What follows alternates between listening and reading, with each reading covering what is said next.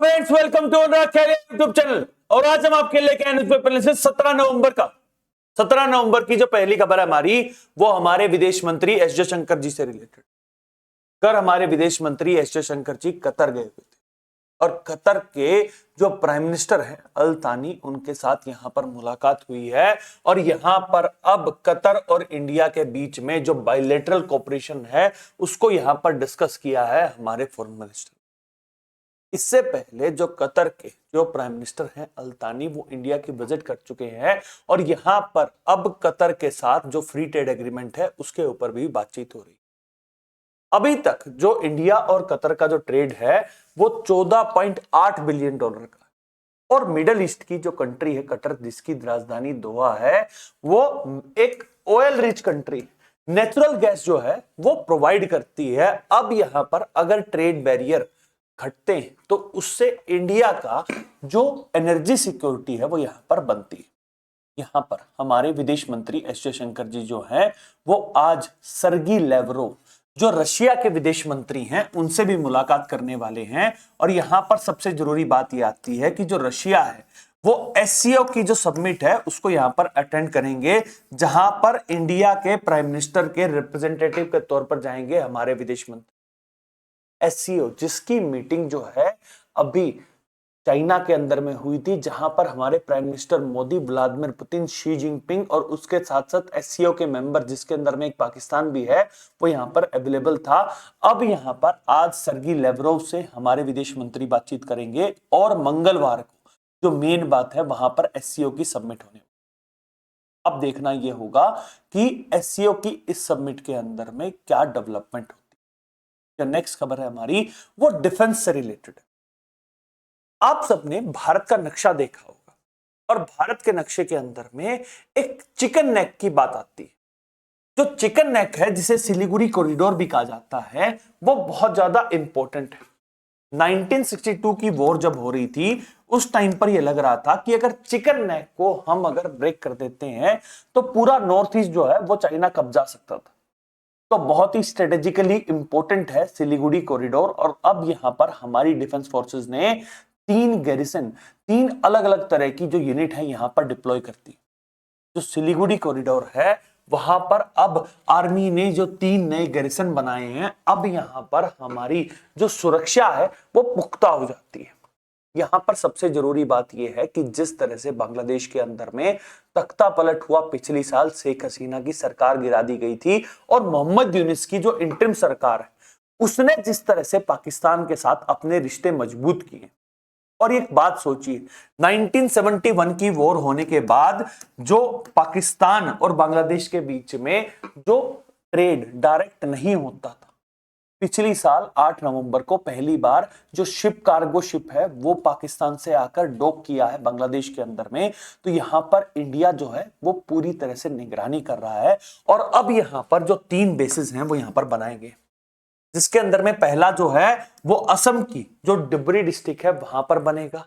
दूसरा जो है वो वेस्ट बंगाल के जो छोपरा है वहां पर, और किशनगंज जो बिहार है। ये तीनों के तीनों जो रीजन हैं ये सिलीगुड़ी कॉरिडोर को यहां पर हमें मजबूती प्रोवाइड करते हैं। सिलीगुड़ी कॉरिडोर जो है उससे इंडिया का जो बॉर्डर है वो भूटान और बांग्लादेश के साथ चलता है। और हमारे नॉर्थ ईस्ट के लिए जो एक लिंक है वो सिलीगुड़ी कॉरिडोर है। डायरेक्ट लिंक हमारे नॉर्थ ईस्ट के साथ और कोई नहीं है, इसीलिए सिलीगुड़ी कॉरिडोर को इंपॉर्टेंट है। और यहां पर हमारी आर्मी ने अब यहां पर जो ये 3 नए गैरिसन बनाए हैं ये इंपॉर्टेंट हो जाते हैं। यहां पर 3 अलग-अलग यूनिट्स डिप्लॉयड की गई हैं और यहां पर अब एक कंबाइंड प्लान बनाया गया है, जहां पर इंटीग्रेटेडली हमारी एयरफोर्स, आर्मी और जो नेवी भी है वो यहां पर एक कंबाइंड मिशन जो है वो चला सकती है। और इंडिया की सुरक्षा और स्पेशली नॉर्थ ईस्ट की सुरक्षा के लिए जो 3 गैरिसन बनाए गए हैं ये इंपॉर्टेंट हो जाते हैं। हम चलते हैं नेक्स्ट खबर की तरफ। जो नेक्स्ट खबर है हमारी वो बिहार से आई। बिहार के अंदर में 14 नवंबर को इलेक्शंस के रिजल्ट आए थे और इलेक्शंस के रिजल्ट के अंदर में जो एनडीए जिसको लेड कर रहे थे नीतीश कुमार जी, उन्होंने यहां पर जीत दर्ज कर ली थी। फाइनली कल जो नीतीश कुमार जी हैं उन्होंने अपना जो रेजिग्नेशन है वो यहां पर गवर्नर को दे दिया है और अब नई सरकार जो है वो 20 नवंबर को यहां पर बनेगी। यहां पर अब जो ओथ टेकिंग सेरेमनी है वो बहुत ही भव्य आयोजन किया जाने वाला है, जहां पर हमारे प्राइम मिनिस्टर मोदी जो हैं वो भी यहां पर शिरकत करने वाले। अभी तक की जो सरकार चल रही थी नीतीश कुमार की, उसमें नीतीश कुमार चीफ मिनिस्टर और जो बीजेपी है उसके डिप्टी चीफ मिनिस्टर बनते थे, और अब की बार जो इलेक्शंस हुए हैं उसके अंदर में जो बीजेपी है उसने 89 सीट जीती हैं। तो यहां पर अब देखना यह होगा कि लगभग जो 32 मिनिस्टर्स का जो कैबिनेट बनने वाला है यहां पर बीजेपी और जेडीयू और उसके साथ साथ जो एलजेपी रामविलास और जो हम पार्टी जीताराम मांझी की पार्टी और आरएलएम जो उपेंद्र कुशवाहा की पार्टी है यहां पर किस तरह से सामंजस्य बनाया जाएगा। जो नेक्स्ट खबर है हमारी वो सुप्रीम कोर्ट से रिलेटेड है, जहां पर सुप्रीम कोर्ट के अंदर में हमारे मुख्य न्यायाधीश जस्टिस बी आर गवई जो है वो आज स्टेबल बर्निंग का जो केस है वो यहां पर आज सुनवाई करेंगे। दिल्ली के अंदर में जिस तरह से जो एक्यूआई लेवल जो सिवियर कंडीशन में है, लगभग 300 से 400 के बीच में जो एयर क्वालिटी इंडेक्स चल रहा है, यहां पर जस्टिस बी आर गवई जो है वो अब दिल्ली के नेबरिंग स्टेट पंजाब और हरियाणा गवर्नमेंट से यहां पर सवाल पूछेंगे और जो स्टेबल बर्निंग जो पराली जलाई जा रही है यहां पर किस तरह से जो सरकारें और स्पेशली पंजाब और हरियाणा की सरकार किस तरह से यहां पर पोल्यूशन को कंट्रोल कर रही है, यहां पर जवाब मांगा था और आज इसके ऊपर में सुनवाई होने वाली।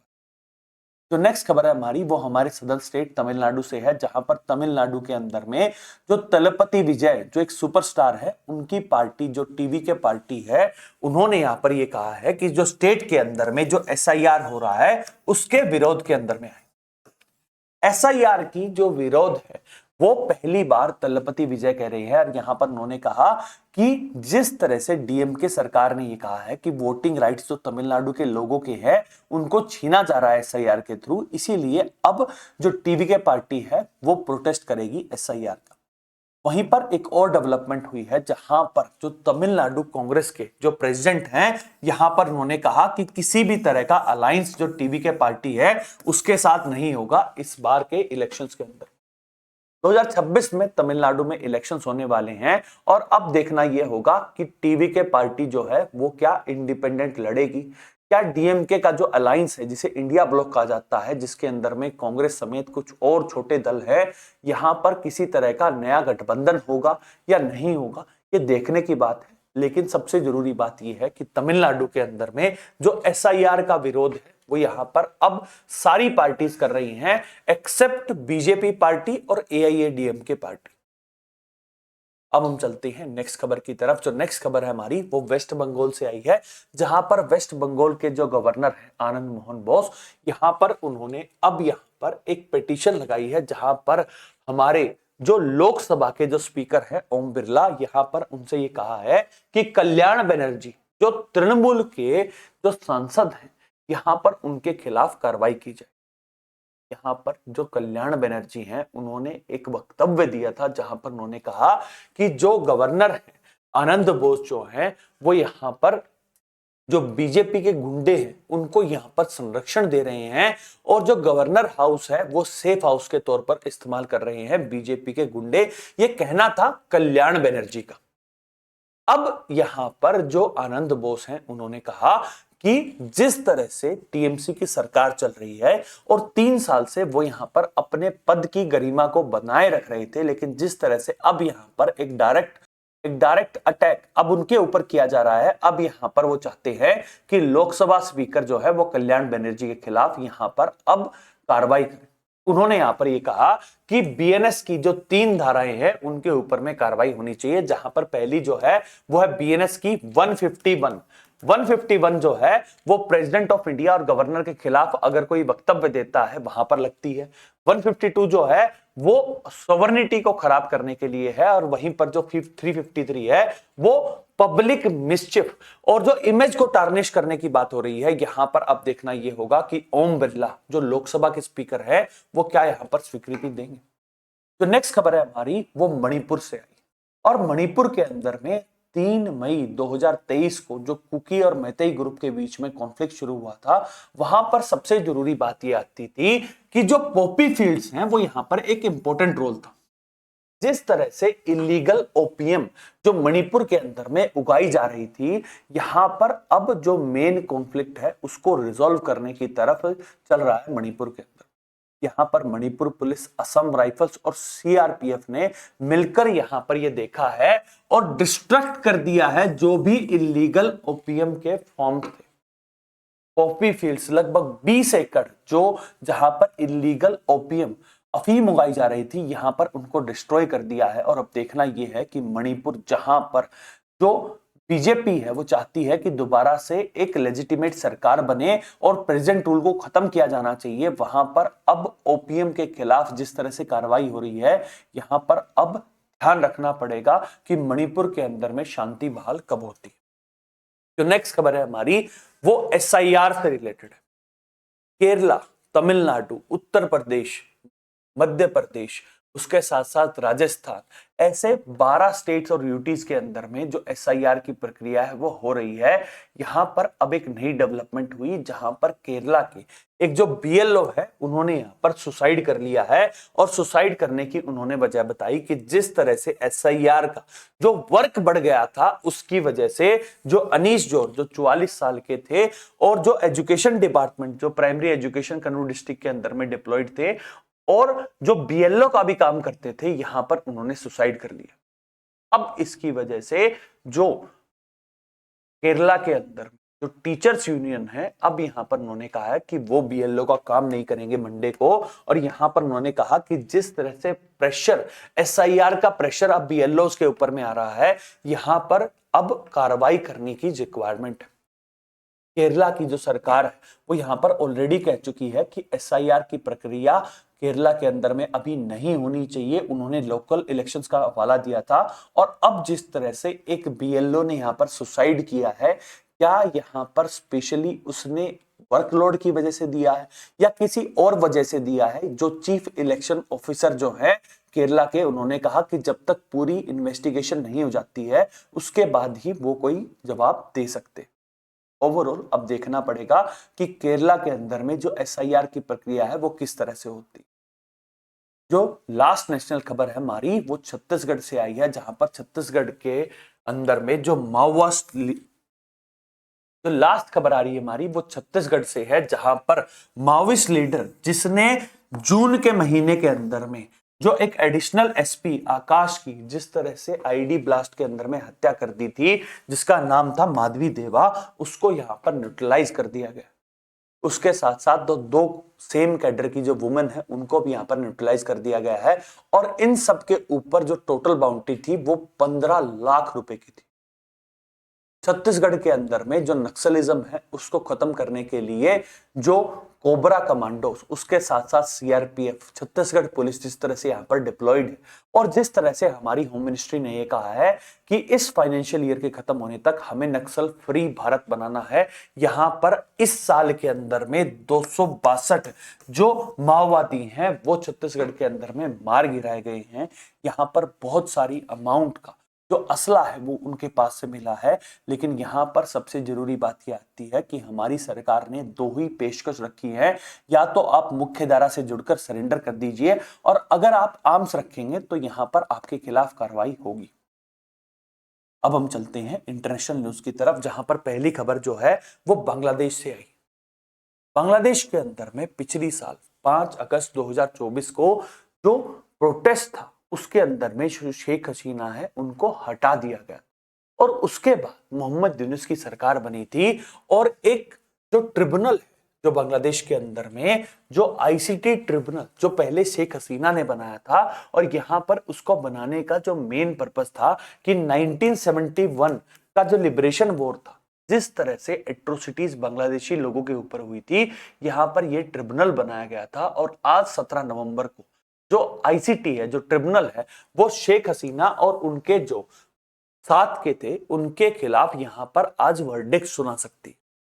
वर्डिक्ट सुनाने के दौरान जो बांग्लादेश है वहां पर आवामी लीग पार्टी के जो नेता हैं, जो वर्कर्स हैं, वो यहां पर प्रोटेस्ट कर रहे हैं, जहां पर एक तरफ बांग्लादेश के अंदर में जो सिविल लिबर्टी है वो यहाँ पर खत्म होती जा रही है।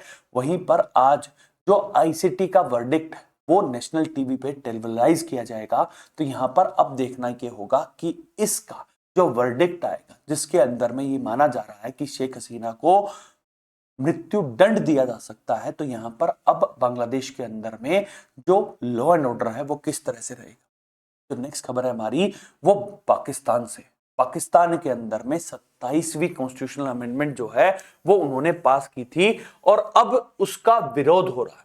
जहां पर 27वीं कॉन्स्टिट्यूशनल अमेंडमेंट में दो मेजर चेंजेस किए थे, जहां पर एक चीफ ऑफ डिफेंस स्टाफ बनाया था जिसके अंदर में आसिम मुनीर जो जनरल थे, फील्ड मार्शल हैं, उनको यहां पर चीफ ऑफ डिफेंस स्टाफ बना दिया गया था। और उसके साथ साथ यहां पर एक कॉन्स्टिट्यूशनल कोर्ट भी बनाया गया था जिसकी वजह से जो सुप्रीम कोर्ट और हाई कोर्ट जो कॉन्स्टिट्यूशन से रिलेटेड केसेस की सुनवाई करते थे, यहां पर अब सुनवाई नहीं हो रही है। पहले तो सुप्रीम कोर्ट के जजेस ने, फिर लाहौर के हाई कोर्ट के जजेस ने अब इसका विरोध किया था। अब यहां पर लाहौर के जो लॉयर्स हैं वो भी यहां पर प्रोटेस्ट कर रहे हैं और ये कह रहे हैं कि 27वीं कॉन्स्टिट्यूशनल अमेंडमेंट जो है वो बिल्कुल गलत है और संविधान सम्मत नहीं है।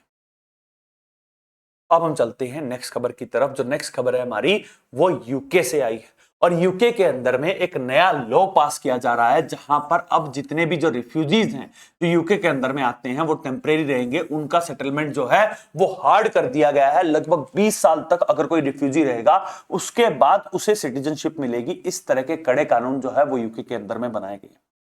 अब देखना यह होगा कि इसका रिपरकशन क्या होता है। ऑलरेडी जो यूके है उसके अंदर में बहुत ज्यादा रिफ्यूजी फैमिलीज हैं और बहुत सारे जो रिफ्यूजीज हैं वो यूके के अंदर में सिटीजनशिप की राह देख रहे थे।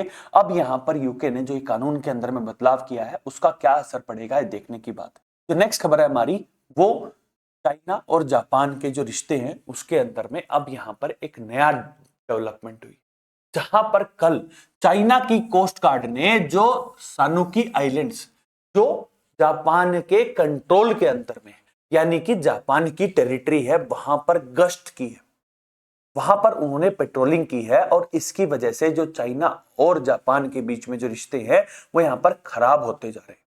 यहां पर सबसे जरूरी बात यह है कि जिस तरह से जापान की प्राइम मिनिस्टर जो तानिकी है उन्होंने कहा था कि अगर चाइना ताइवान के ऊपर हमला करेगा तो जापान जो है वो एक डेमोक्रेटिक कंट्री है और ताइवान की मदद करेगा। उसके बाद से जापान और चाइना के बीच में जो रिफ्ट है वो यहां पर बढ़ती जा रही है। चाइना ने कल मैंने आपको बताया था कि एडवाइजरी जारी करती है कि जापान की विजिट ना करें चाइनीज। अब फाइनली देखना पड़ेगा कि जापान और चाइना के बीच में जो कॉन्फ्लिक्ट है वो किस तरह जाता है। जो नेक्स्ट खबर है हमारी वो आई है मेक्सिको से। मेक्सिको के अंदर में भी एक जेंजी प्रोटेस्ट देखा गया है जहां पर जो 1000 प्रोटेस्टर्स हैं उन्होंने कहा कि जिस तरह से मेक्सिको के अंदर में जो क्राइम बढ़ रहा है, करप्शन बढ़ रहा है, अब यहां पर एक जेंजी प्रोटेस्ट जो है वो मेक्सिको के अंदर में भी देखा गया जहां पर 100 से ज्यादा जो पुलिसमैन है उनको यहां पर घायल कर दिया गया। फाइनली अब देखना यह पड़ेगा कि नेपाल के अंदर में जिस तरह से जेंजी प्रोटेस्ट ने जो सत्ता है उसको बदल दिया था वैसा ही कोई असर मेक्सिको के अंदर होगा या नहीं होगा। जो लास्ट खबर है हमारी वो इजराइल से आई है जहां पर इजराइल के जो प्राइम मिनिस्टर हैं नेतन्याहू, यहां पर उन्होंने कहा कि फिलिस्तीन स्टेट की जो डिमांड जिस तरह से यूएनएससी के अंदर में जो गाजा से रिलेटेड जो वोट होने वाला है यहां पर वो पैनी नजर रखे हुए हैं और वो फिलिस्तीन स्टेट नहीं बनने देंगे। इस तरह की जो कंडीशन है वो नेतन्याहू ने यहां पर दी है। अब यहां पर देखना यह होगा कि यूनाइटेड नेशन की सिक्योरिटी काउंसिल जिसके अंदर में 5 मेंबर्स के पास वीटो पावर है, जिसके अंदर में यूएसए है, रशिया है, यूके है, फ्रांस है और चाइना है। यूएसए जो है वो हमेशा से जो गाजा का मामला है वहां पर अपनी वीटो पावर का इस्तेमाल करता है। अब यहां पर देखना यह होगा कि क्या यूएसए जो है वो यहां पर एक रेजोल्यूशन को वीटो करता है और अगर रिजोल्यूशन पास नहीं होगा तो फिलिस्तीन स्टेट जिसको जनरल असेंबली के अंदर में मान्यता देने वाले देशों की जो संख्या है वो बढ़ गई थी। अब यहां पर क्या फैसला आता है। That's all for today. Thank you very much and please subscribe to Anurag Khelia YouTube channel. Thank you.